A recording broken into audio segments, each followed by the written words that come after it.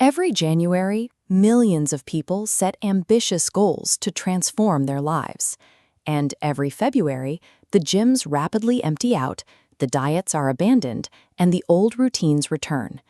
We usually treat this collapse as a moral failure.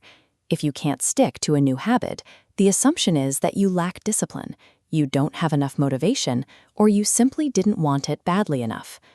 But relying on sheer willpower ignores the biological reality of what is actually happening inside your skull.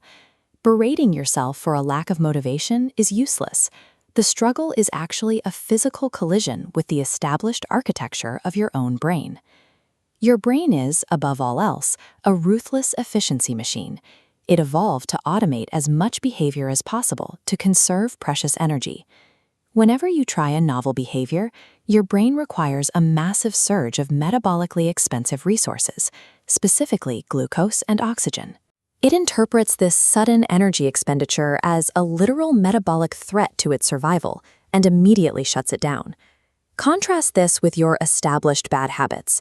Those routines cost almost zero metabolic energy because they run on highly optimized, automatic default programs.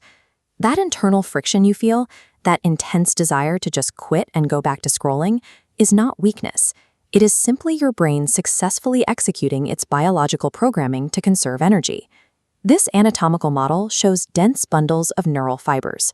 Your oldest habits run along established pathways, exactly like these. These superhighways are coated in myelin, insulating the connections. The thicker the myelin, the faster the signals travel, allowing behavior to execute with zero conscious effort. Building a completely new habit relies on a different process entirely: synaptic plasticity. This is the literal, physical creation of a brand new neural connection. Forging an unmyelinated pathway is like hacking a dirt path through a dense forest. The signal transmission is incredibly weak, slow, and metabolically exhausting. You must endure this exhausting construction phase through sheer repetition. Only then will your brain invest the energy required to pave that new trail with myelin. To save even more computational energy, your brain relies on predictive processing. It constantly generates your future behavior based entirely on your past patterns. When you claim you aren't a morning person, you reinforce self-referential neural circuits. Your brain treats these physical circuits as its predictive ground truth. If you suddenly try to wake up at 5 a.m., your new action contradicts that established circuitry. Your brain responds by aggressively generating cravings, impulses, and intense physical resistance. You cannot overwrite this system with positive affirmations. The brain ignores statements. It updates its predictive model only by analyzing the slow, physical accumulation of behavioral evidence. True identity-level change requires forcing your body through contradictory actions, day after day, until your brain is forced to update its physical model of who you are. This rewiring process cannot happen while you are comfortable. In a state of comfort, your brain merely runs its default automated programs. Operating at the edge of your abilities, where you experience frustration, triggers a chemical alert. Your brain releases potent neuromodulators like norepinephrine.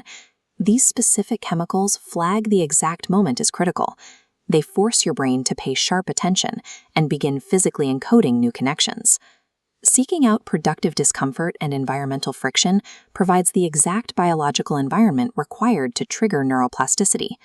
There is a strange paradox to the system, though. The actual physical rewiring of your brain does not happen while you are enduring that stressful activity.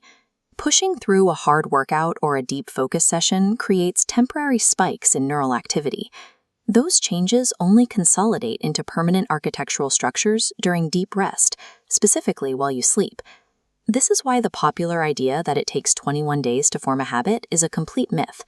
Depending on the complexity of the behavior, it can take months or even years to accumulate enough myelin to finally outcompete your old pathways.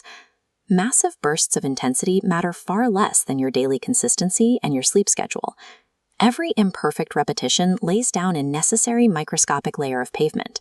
If your new routine feels easy and effortless, your brain is simply falling back on old, established pathways. No actual change is occurring. That heavy sensation of mental exhaustion, the cognitive friction, and the overwhelming desire to quit is exactly what you want to feel.